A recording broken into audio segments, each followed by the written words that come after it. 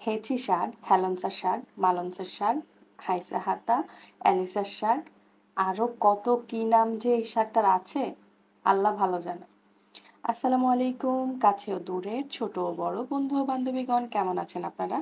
আমি আপনাদের নূর আপু আলহামদুলিল্লাহ ভালো আছি। তো যেটা বলছিলাম, এই শাকটা আপনাদের কার অঞ্চলে কি নামে ডাকে অবশ্যই কিন্তু জানাবেন। আমাদের নোয়াখালীতে আমার বাবার বাড়ির এলাকায় বলে এলিসা শাক, আমার শ্বশুরের এলাকায় বলে হাইসা হাতা। আরো অনেক নাম আছে। তো আপনাদের কার এলাকায় কি নামে ডাকেন অবশ্যই কিন্তু কমেন্ট করে জানাবেন। তো আজকে এই এলিসা, মেলিসা, হাইসা হাতা যেটাই বলুন না কেন এইটার একটা ভর্তার রেসিপি নিয়ে আসছি। বিশ্বাস করেন আপনাদের মুখে যদি রুচি না থাকে কিংবা কোনো কিছু যদি খেতে ভালো না লাগে একবার এভাবে ট্রাই করে দেখবেন। আপনার ২ প্লেট ভাত কখন যে শেষ হয়ে যাবে আপনি ঠিক বুঝতেই পারবেন না। তো যাই হোক ১ম এ হচ্ছে আমি শাকগুলাকে ধুয়ে পরিষ্কার করে তারপর হচ্ছে ভাপ দিয়ে নিয়েছি। ভাপে দেওয়ার পরে আমি কি করলাম এখানে ২ টুকরা মাছ আমি যেহেতু লেজের মাছগুলা হচ্ছে কেউই খায় না ওইভাবে। তো সেটাকে এভাবে ভর্তার কাজে না লাগালে আসলে আর উপায় নেই। তো আমি কি করলাম ২ টুকরা মাছ, রুই মাছের ২ টুকরা লেজ নিয়ে নিয়েছিলাম। তারপর হচ্ছে পেঁয়াজ কুচি করে নিয়েছিলাম। শুকনা মরিচ তো অবশ্যই এটা না হলে তো ভর্তা জমেই না। তো আমি এখানে হচ্ছে সবকিছু নিয়ে নেওয়ার পরে একসাথে মাখায় নিচ্ছিলাম। আসলে এখানে যত তাড়াহুড়া দেখা যাচ্ছে মাখাচ্ছি, অত তাড়াহুড়া তো হয় না। এগুলো সব এডিটের কামাল আরকি।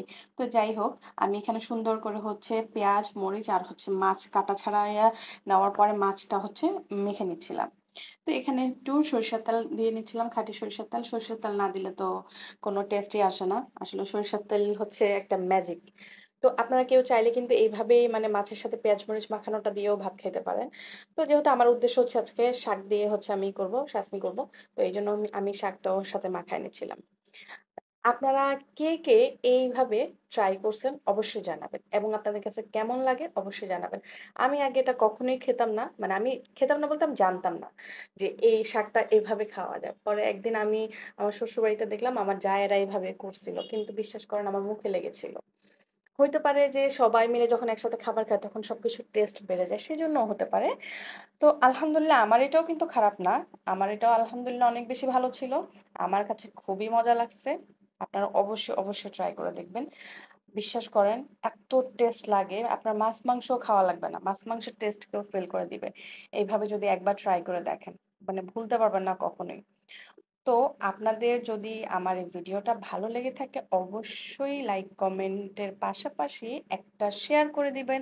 কারণ আপনার একটা শেয়ার আমার জন্য অনেক বেশি মূল্যবান। দেখেন আমি এই শাকটার প্রতি এতটাই অবসেসড যে আমি হচ্ছে শাকটাও আলাদা ভাজি করে নিছি আবার এটা শাসনিও করে নিছি। তো আপনাদের কাছে কেমন লাগে অবশ্যই জানাবেন।